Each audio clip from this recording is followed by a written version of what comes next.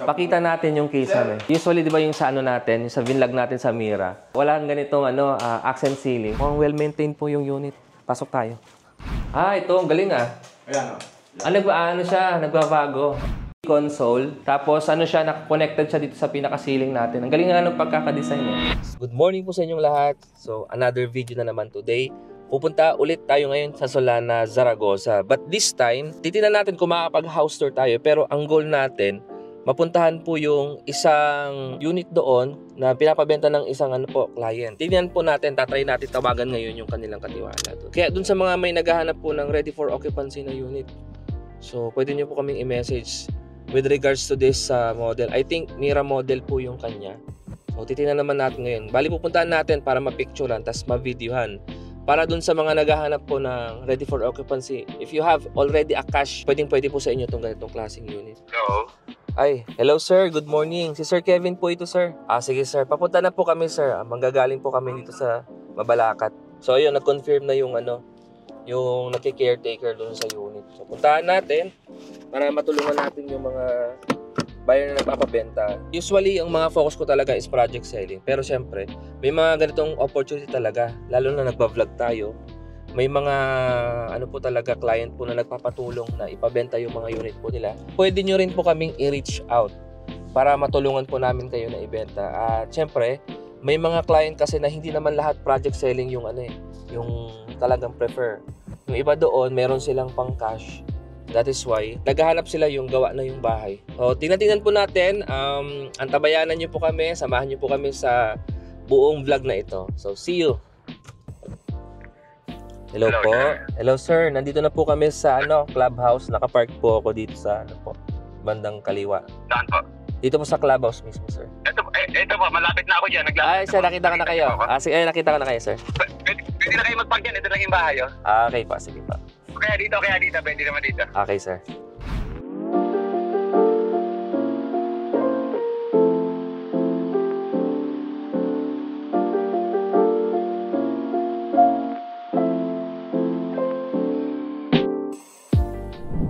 Matagal na. Ganun po. Sige po, turo nyo kami dito, tay. Model, tas may mga extension na kayo. Ano siya, sir? May sobra siyang lote, oh. Kasi siguro mga around to. Yung extension na yan, parang dyan ako parang Diyan ka nag-i-stay. Parang one-stop shop siya. Instead sa taas kasi hassle nga naman. Hassle po. Dyan ako mismo nag-i-stay. Totoo. Tapos dyan na rin ako nagluluto, dyan na rin ako naglalaba. Ganun po. Kasi yung mga yan. Tsaka siya, parang bagong paint po siya ngayon, no? Pinapintura talaga. Halata Pinaposo, nakakisami na lahat. Oo nga. May Kasi ito usually wala talaga to pero dito nakagawa siya. Galing Sige. Tara sir, check natin. Sige po. Alisin ko daw yung Sige, pasok nyo yung Sige po. Pakita natin yung kisame. Balitin dito, tingnan mo kasi usually di ba yung sa natin, yung sa vinlog natin sa Mira, wala kang ganitong accent ceiling. So dito, meron na siya. Tapos ito may Bluetooth. Para makikita. May po siya. Meron siyang. Ang ganda nga, no? Parang ganda. Ito na yung pina-extend po nila. Wala kasi yung kitchen talaga dito Ay, may kitchen dito kasi familiar po ako sa layout. So dito yung kitchen niya, pero dito, pina-extend na to. Na sila. Tapos ginawang bar counter po, no? So ang nangyari, nagkaroon siya ng accent ceiling dito. Pati po ito, ano yung kulay? Anong kulay po nito? May blue din. Kagaya po netong Alam ko meron yan. Nasaan yan? Sige nga po, pakita natin. So may cove lighting siya, tapos ito yung mga accent ceiling natin. Maganda nga po yung lighting. Maganda yung yung pagkakagawa po ng ceiling. So ito yung nabago dito. Nawala yung yung kitchen countertop. 'Di ba dati sa natin may kitchen countertop? Tapos dito nagkaroon ng bar counter. Ito TV console to, halata TV console. Diyan siya nilagay po. Sa taas din may dalawang TV console. Apo. Tsaka sa master bedroom. Ay, check natin to sir, no? Open natin. Ay, ilaw. Ito, ang galing Ayan siya, nagbabago. Tignan mo yung ilaw nila. Isa lang yung switch niya.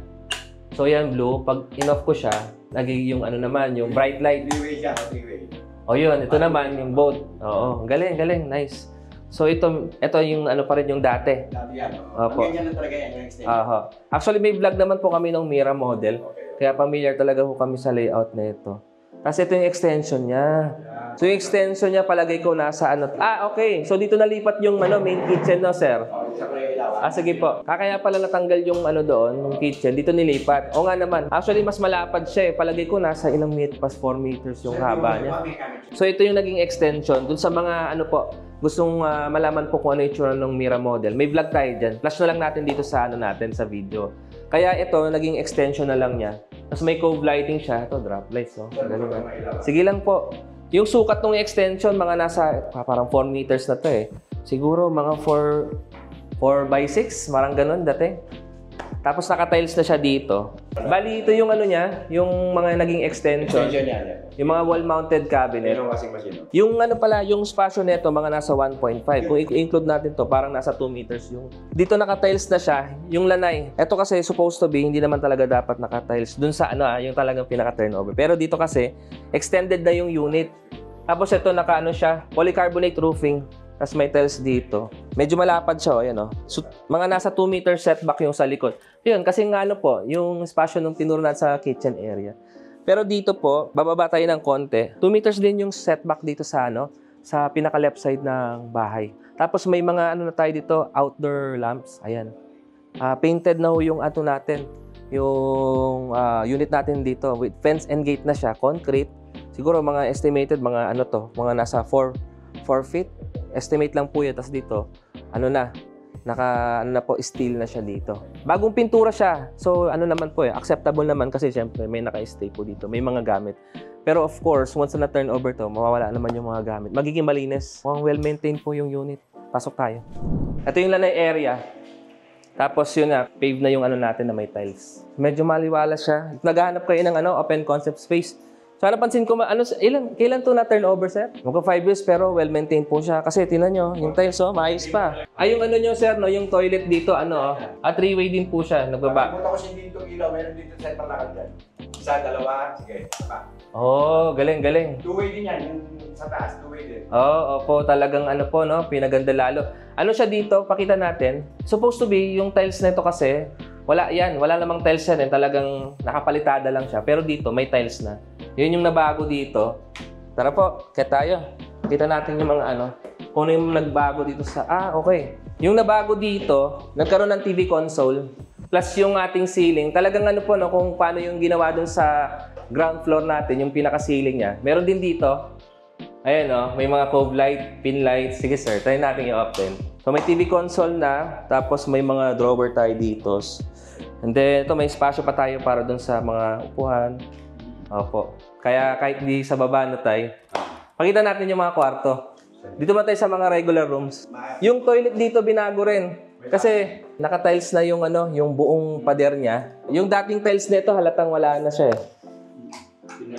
Ayan 3-way yata yan. Opo. 3-way. 2-way. Kaya yung makakabili nito, wala na masyadong ipapagawa. Gamit na lang talaga. Mag-move in na lang. Pero walang aircon, no, sir? Wala siyang aircon. Kasi nga dahil hindi naman walang nakatira ever since nung na-acquire nyo 5 years ago. Walang nakatira. Tapos tingnan natin yung mga kwarto. Yung kwarto, ito, yung first bedroom natin. Kasi 3 bedrooms lang si Mira May cove lighting na rin. Di ba? Ayun.